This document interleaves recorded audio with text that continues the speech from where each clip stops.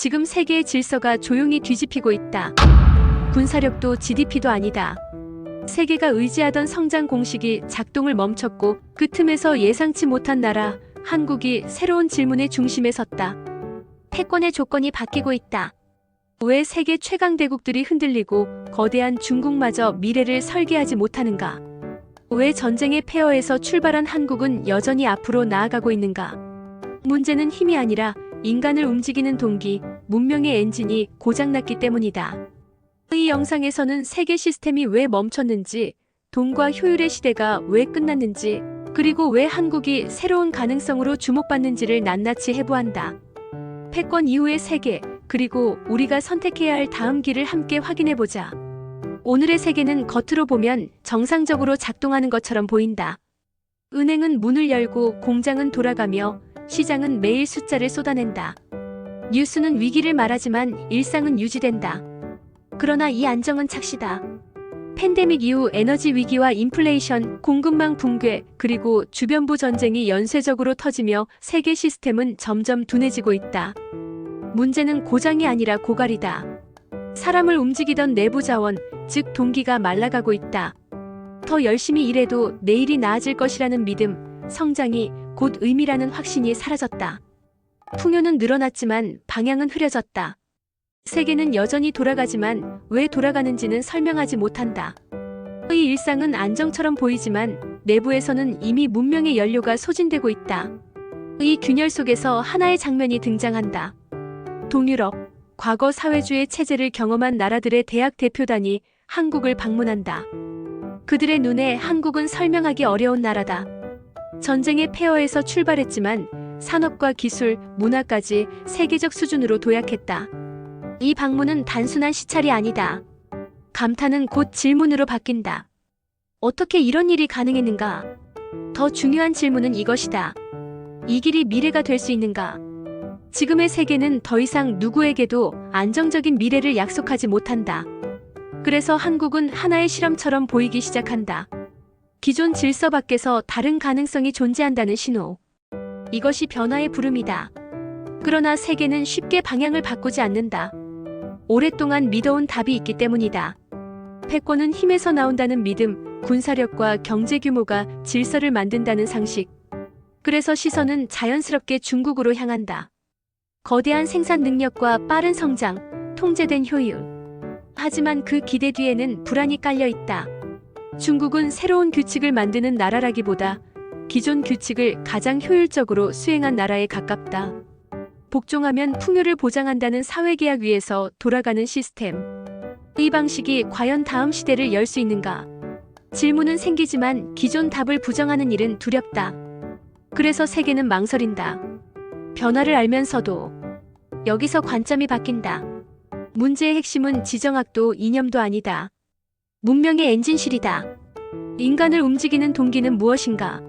생존의 압박, 두려움, 물질적 이익, 도덕적 인정, 자아실현, 노동의 기쁨. 이 6가지 중 현대 세계는 오직 하나, 물질적 이익에 과도하게 의존해왔다. 돈은 가장 강력한 추진력이었지만 동시에 가장 빠르게 고갈되는 동력이었다. 물질적 이익은 고층 빌딩과 고속도로를 만들었지만 의미까지 만들지는 못했다. 이 깨달음은 멘토의 역할을 한다. 문제의 위치를 정확히 가리키고 다음 질문을 던진다. 돈 이후의 동력은 무엇인가? 이제 결단의 순간이다. 물질적 이익의 엔진이 멈추고 있다는 사실을 인정해야 한다. 유한한 지구 위에서 무한한 팽창을 시도해온 자본주의는 더 이상 확장할 공간을 찾지 못한다. 마지막 시장과 값싼 노동은 소진되었고 체제는 부채와 금융 확장에 의존해 시간을 벌어왔다. 그러나 돈이 실질 가치를 앞지르는 순간 성장은 허상이 된다.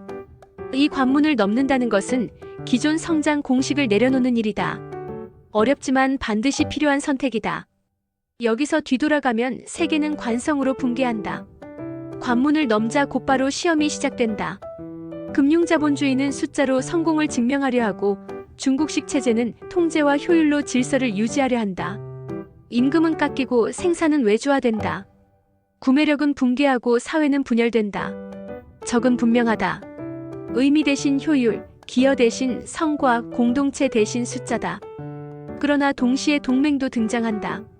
도덕적 인정, 자아실현, 노동의 기쁨이라는 새로운 동력에 대한 공감이다. 아직 약하지만 이 동력은 미래로 이어진다. 싸움은 이제 본격적으로 시작된다. 이제 이야기는 문명의 가장 깊은 곳으로 내려간다. 문제는 경제 지표가 아니라 인간의 목적이다. 존 비.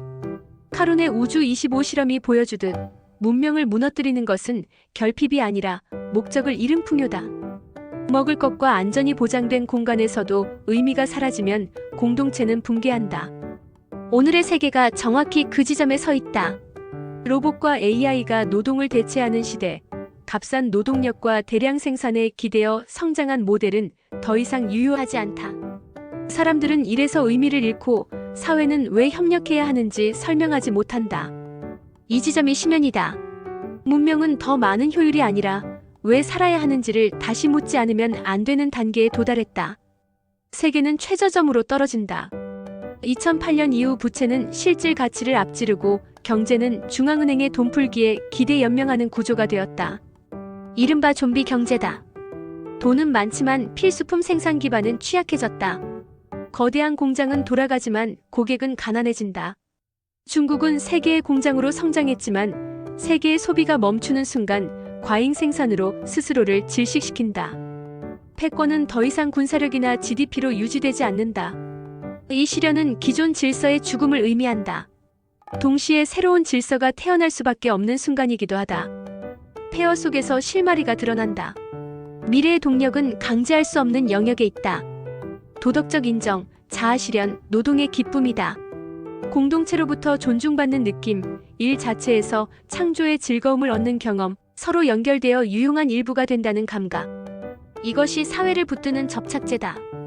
돈은 여전히 필요하지만 목적이 아니라 수단이어야 한다. 통제의 매뉴얼이 아니라 의미를 회복시키는 비전이 필요하다는 해답이 여기서 나온다. 이것이 보상이다. 이제 시선은 하나의 현실로 돌아온다. 한국이다. 외부에서 볼 때 한국은 기적의 나라다. 산업과 기술, 문화가 세계로 뻗어나간다. 그러나 내부를 들여다보면 다른 풍경이 보인다. 초저출산, 높은 자살률, 청년의 박탈감, 체제에 대한 불신. 시간은 많지 않다. 한국은 선택의 기로에 서 있다. 외형 성장의 관성으로 갈 것인가? 아니면 새로운 질서를 실험할 것인가? 귀로는 곧 최종 대결을 향한 준비다. 클라이맥스는 선택이다. 한국이 물질적 이익의 시대를 넘어설 수 있는가? 가족과 공동체를 삶의 기반으로 복원하고 자유를 권리가 아니라 책임으로 이해하며 노동을 존엄과 참여의 경험으로 재정의할 수 있는가? 성과보다 기여가 존중받는 사회적 질서를 세울 수 있는가? 이 질문에 대한 답이 곧 부활이다. 성공이 아니라 가치가 증명되는 순간 한국은 단순한 성공 사례를 넘어 하나의 방향이 된다. 이 선택이 성공한다면 그 결과는 한국 안에 머물지 않는다. 패권 이후의 세계가 참고할 하나의 모델이 된다. 돈은 지배가 아니라 봉사이고 효율은 목적이 아니라 수단이며 성장은 의미를 회복할 때 지속될 수 있다는 메시지. 1913년 타고르가 말한 동방의 등불은 저절로 켜지지 않는다. 세계가 길을 잃은 지금 그 빛을 켤지 말지는 선택의 문제다. 그리고 그 선택의 현장에 지금 한국이 서 있다. 이것이 이 여정이 남기는 영역이다.